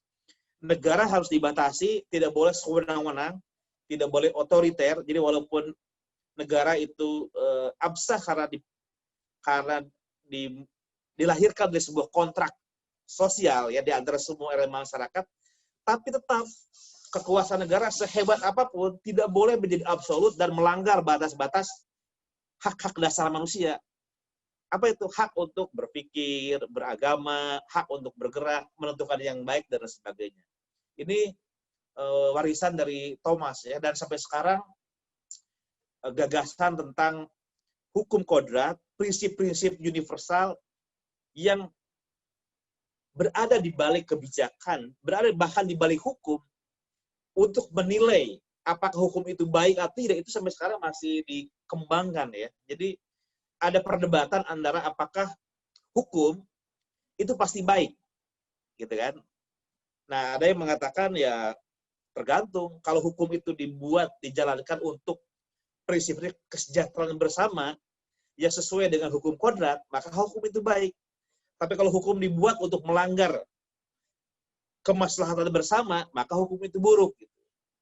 Nah, sesuatu yang gagasan hukum yang ditentang oleh kaum positivisme hukum ya. Jadi kalau di Inggris itu ada yang disebut sebagai positivisme hukum ya. Ada Austin, kemudian Hart itu ya.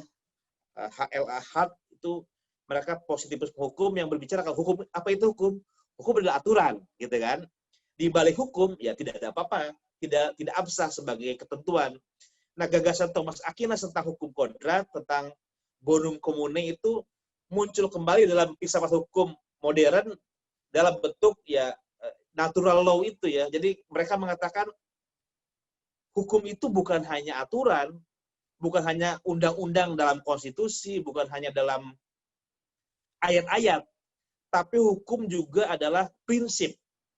Tadi prinsip keadilan, prinsip kemaslahatan, itu yang sekarang juga berkembang dalam pemikiran para pemikir hukum kodrat ya. Bisa kita sebut beberapa, misalnya yang sangat terkenal itu adalah Ronald Dworkin, itu membahas satu gagasan hukum kodrat yang terinspirasi dari Thomas Aquinas sampai sekarang masih dikembangkan dengan baik, melampaui positivisme hukum dan merevitalisasi hukum kodrat yang diberikan oleh Thomas Aquinas. Banyak sebetulnya gagasan Thomas Aquinas yang sampai sekarang masih bisa dikembangkan ya tadi ya, terutama human right, martabat manusia, hak, dan bahwa hukum bukan hanya aturan tapi juga prinsip-prinsip yang disebut sebagai tadi bonum commune dan juga yang disebut sebagai prinsip umum hukum kodrat. Itu barangkali teh tanggapannya soal relevansi Thomas Aquinas untuk hidup kita saat ini dalam kehidupan bersama ya. Oke. Katanya Pak Ahmad Fauzi ini mahasiswanya Kang Iqbal. Oh gitu? Di kelas. Kang Iqbal pasti lupa. Ya. Oke, Bapak Ibu, selanjutnya saya persilahkan. Oh, ini dari Pak Petrus, barangkali bisa dijelaskan soal klasifikasi hukum, Kang? Mungkin Pak Petrus saja yang menjelaskan coba.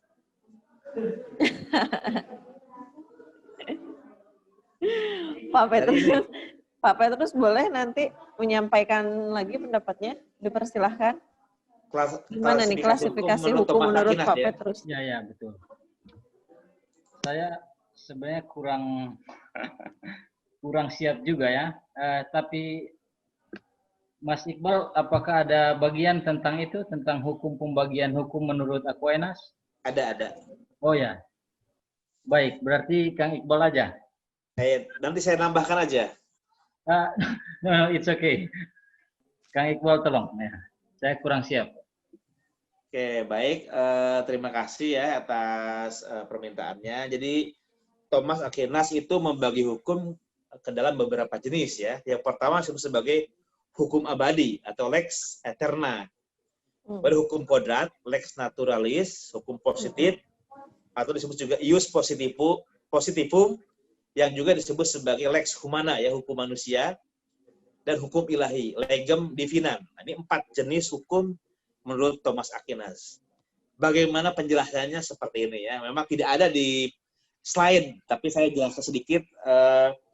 Pertama hukum abadi, lex aeterna ya. Jadi hukum abadi ini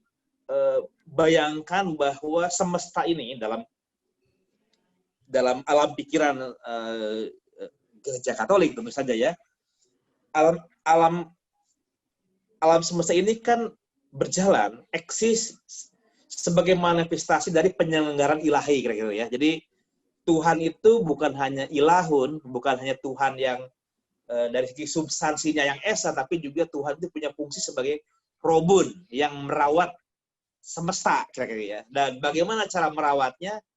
Ya bukan seperti orang tua ya yang anaknya sakit dikasih obat, bukan, tapi alam semesta itu sudah dirancang dengan satu hukum yang dalam bahasa Arab disebut sebagai sunatullah, dalam bahasa Thomas Aquinas disebut sebagai hukum abadi ya. Nah, hukum abadi ini sebetulnya dulu sempat kita bahas juga pada saat membahas mazhab Stoikisme ya, orang-orang seperti Seneca, kemudian Epictetus dan Marcus Aurelius menyebut sebagai logos semesta. Nah, logos semesta ini adalah satu rasio di dalam alam, bahwa alam ini tidak chaos, tapi alam ini nomos, teratur gitu. Ya, apa contohnya teratur ya? Saya sering kasih contoh biji rambutan. Kalau kita makan biji rambutan dan biji rambutan ini ditaruh di tanah yang subur, tumbuh ya akan jadi pohon rambutan, dia nggak akan tumbuh jadi pohon pisang gitu. Nah, ini nomos, keteraturan. Dari mana asalnya? Kalau biji rambutan itu kalau tumbuh akan jadi pohon rambutan, bukan pohon pisang, karena tadi alam semesta ini sudah dirancang sedemikian rupa sebagai manifestasi dari penyelenggaraan ilahi dalam bentuk hukum. Jadi bukan dalam bentuk Tuhan yang setiap saat mengintervensi, ikut campur, bekerja ya, tapi alam ini sudah dirancang sedemikian oleh satu hukum abadi, dan hukum alam ini bekerja sedemikian rupa sehingga segala yang ada di alam semesta ini adalah dihukumi oleh hukum abadi itu ya. Nah, yang kedua hukum kodrat. Hukum kodrat itu adalah satu hukum yang dihasilkan dari akal budi manusia ya. Karena manusia itu punya satu kapasitas di dalam jiwanya untuk mengetahui kebaikan, mengetahui keburukan, dan juga mengetahui wajib berbuat baik dan wajib meninggalkan yang buruk. Gitu. Nah, itu hukum kodrat prinsipnya adalah hasil atau buah dari kapasitas akal praktis manusia. Apakah beda atau sama antara hukum kodrat dengan hukum abadi? Nah, kata Thomas, ini khas abad pertengahan ya. Manusia bisa mencerminkan, bisa menghasilkan hukum kodrat di dalam batinnya karena jiwa manusia berpartisipasi dalam logos semesta yang memungkinkan manusia bisa berpikir, termasuk mengetahui baik buruk karena akal manusia itu terhubung dengan logos semesta. Jadi kalau di dunia internet itu sekarang kita itu kan terhubung dengan internet ya, daring ya. Jadi apapun yang kita ketik di laptop atau di komputer, kita terhubung dengan seluruh jaringan internet yang ada, karena jaringan internet itu bersifat universal sehingga apa yang kita buat di sini bisa terjadi juga di sana gitu. Kita mengikuti hukum internet yang bersifat universal. Makanya kemampuan manusia menciptakan atau merumuskan atau mengikuti apa dengan hukum kodrat dalam akal budinya, karena budi manusia berpartisipasi dalam logos semesta. Ini juga diam-diam sebetulnya ada jejak-jejak stoikisme ya. Dalam stoikisme ini tampak ya, kalau kita ingat lagi pembahasan tentang Epictetus dan Aurelius, bahwa hukum kodrat atau etika itu adalah hasil dari partisipasi manusia dalam logos semesta. Dalam para filsuf Arab juga sama. Perkembangan akal budi manusia, baik yang teoritis atau praktis, dari yang awalnya akal potensial menjadi aktual, itu hanya mungkin kalau ada keterhubungan, itisol, antara akal manusia dengan al-aqlul fa'al, aktif intelek ya. Aktif intelek dalam bahasa yang lain adalah logos semesta gitu ya. Jadi ada kesesuaian. Jadi hukum kodrat itu adalah pancaran juga, semacam emanasi dari hukum abadi gitu. Nah, kemudian ada hukum yang ketiga, ius positivum atau lex humana. Itu hukum yang diciptakan manusia dalam konteks tertentu. Misalnya kalau menggunakan kendaraan harus di jalur sebelah kiri, jangan sebelah kanan. Atau kemudian kalau lampu merah nyala, maka kita berhenti. Lampu hijau nyala, maka kita jalan. Itu kan hukum manusiawi yang sebetulnya pada intinya adalah kita ingin menjaga ketertiban, menjaga keselamatan. Nah, itu menjaga keselamatan, nyawa itu kan bagian dari hukum kodrat kan. Di antara hukum kodrat itu adalah menjaga kehidupan.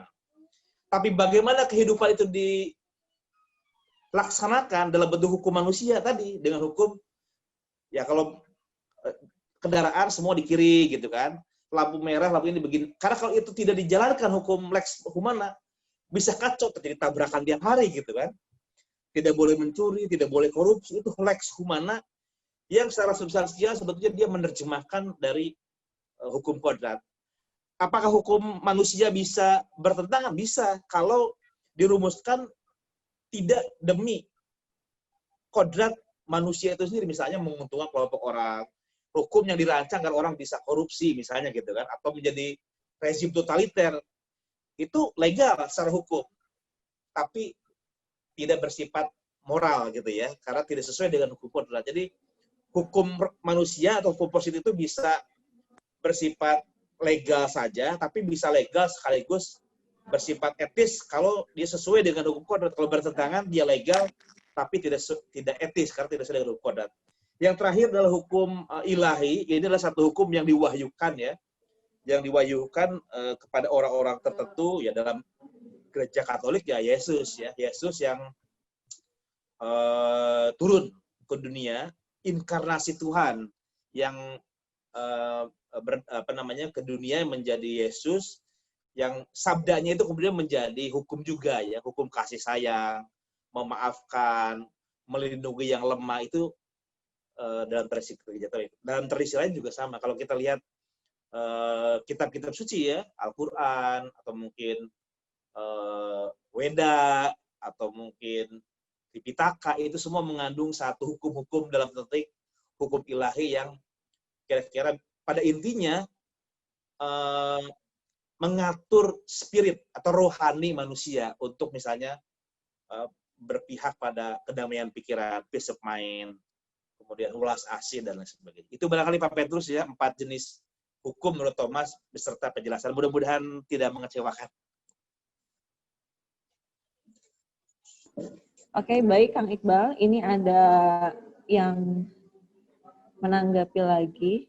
Saya nggak tahu ini siapa ya, karena tidak dicantumkan nama jelas ya, hanya Vivo 1915.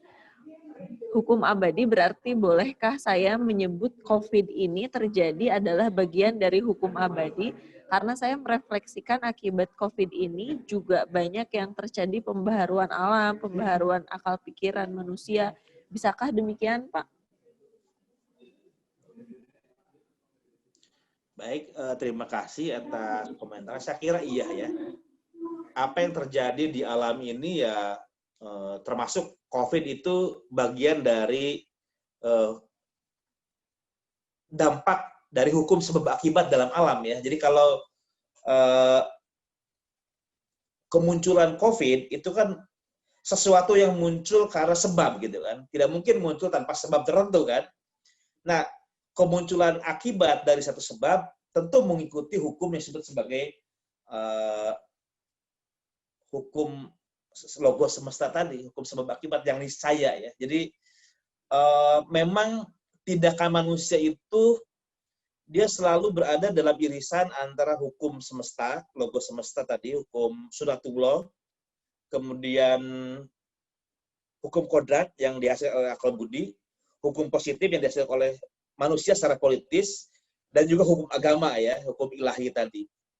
Tapi yang menarik adalah ketika berbicara tentang hukum abadi itu kan tidak tunggal kan.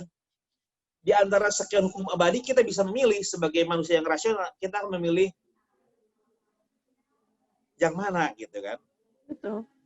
Kalau misalnya ada COVID, kita nggak bisa mengatakan ya udahlah kan ini sudah bagian dari manifestasi hukum abadi ya dari alamnya. Udahlah saya kemana-mana nggak usah pakai masker gitu kan. Ini kan pilihan juga ya. Memilih untuk tidak pakai masker, ketemu orang dalam memakai masker, itu adalah cara manusia yang berbudi untuk berrelasi dengan banyak pilihan dari hukum abadi. Mau pilih hukum abadi yang mana nih? Hukum abadi yang membuat kita kena COVID atau nggak kena COVID gitu. Itu bagian dari hukum abadi juga tuh. Iya, pilihan ya Kang. Menurut saya sih ya. Jadi kalau ditanya apakah ada perannya dalam alam, saya kira selalu ada ya. Kemunculan wabah, penyakit, selain dampak dari tindakan manusia, juga memang alam itu punya mekanisme yang sedemikian rupa yang dia seperti aksi reaksi ya. Jadi kenapa muncul seperti ini, mungkin ada sebab yang entah itu karena manusia atau memang alam sendiri yang menyebabkan itu terjadi. Hukum Newton dong Kang. Hukum Newton ya, aksi reaksi. Iya. Oke, baik Bapak Ibu. Nampaknya tidak ada lagi yang mau menanggapi ataupun bertanya, Kang Iqbal, karena kita juga sudah ada di penghujung waktu diskusi malam kita hari ini. Barangkali ada closing statement dari Kang Iqbal yang mau disampaikan. Baik, Bapak Ibu, dengan mendiskusikan pikiran-pikiran Thomas Aquinas, kita sudah selesai menjelajah alam pikiran klasik dan abad pertengahan ya. Kita mulai dari Platon, Aristoteles, Stoikisme, kemudian di dunia Arab Islam kita mulai dengan Ar-Razi, Al-Farabi, kemudian Ibn Miskawih, Ibn Rus, dan diakhiri dengan Thomas Aquinas. Minggu depan kalau nanti memang lancar, kita akan mulai membahas para filsuf modern ya, misalnya Leibniz. Itu Leibniz juga menarik ya. Leibniz, Spinoza tentang gagasan tentang etika, tentang keutamaan. Kemudian dari tradisi yang lebih Anglo-Saxon itu ada orang seperti David Hume. Kemudian nanti kita akan bahas Adam Smith. Adam Smith menulis buku menarik. Selain The Wealth of Nations, juga dia menulis The Theory of Moral Sentiments ya. Jadi kita akan bahas bapak kapitalis itu gimana gagasan-gagasan moralnya gitu. Nanti ada Immanuel Kant juga kita akan bahas di pertemuan selanjutnya. Terima kasih banyak atas kehadiran dan partisipasinya. Sampai bertemu di waktu yang selanjutnya. Terima kasih Teh Deni. Baik, terima kasih Kang Iqbal. Sekali lagi bahwa persoalan etika dan politik ini menjadi pembahasan yang selalu menarik, relevan, dan sangat penting ya dalam kehidupan kita. Dan menurut Thomas, bahwa etika itu adalah pengetahuan tentang tindakan bebas manusia dalam mewujudkan suatu tujuan, dan istilah lain bagi tujuan itu adalah kebaikan, dan kebaikan adalah sebuah objek yang dikehendaki, baik objek yang bersifat material ataupun intelektual. Dan menurut Thomas juga konsep hukum kodrat itu sebagai hukum akal budi praktis yang ada pada manusia, dan prinsip dasar kodrat ini adalah melakukan kebaikan dan tinggalkan kejahatan. Ini adalah landasan bagi etika dan moralitas. Dan politik, pengetahuan untuk mengatur masyarakat agar keseluruhan masyarakat juga bisa meraih kebaikan umum, dan kebaikan umum melampaui kebaikan pribadi. Karenanya memang dicirikan oleh prinsip keadilan sosial. Maka pemimpin yang hari ini sejatinya harus lebih mementingkan kepentingan umum ya, kepentingan publik dibandingkan dengan kepentingan sendirinya. Dibuktikan dengan public policy yang itu berpihak kepada masyarakat, bukan berpihak pada segelintir elit politik tertentu saja. Baik, terima kasih Kang Iqbal atas pencerahannya malam hari ini. Terima kasih juga kepada Bapak Ibu yang sudah berkenan hadir dalam diskusi malam hari ini. Kita bertemu lagi di malam Jumat pekan depan ya. Terima kasih. Ditutup dengan billahi fisabil haq fastabiqul khairat nasrun minallah wal fathu qarib. Wassalamualaikum warahmatullahi wabarakatuh. Makasih Kang Iqbal, hatur nuhun. Aku izin live ya. Mau jalan-jalan.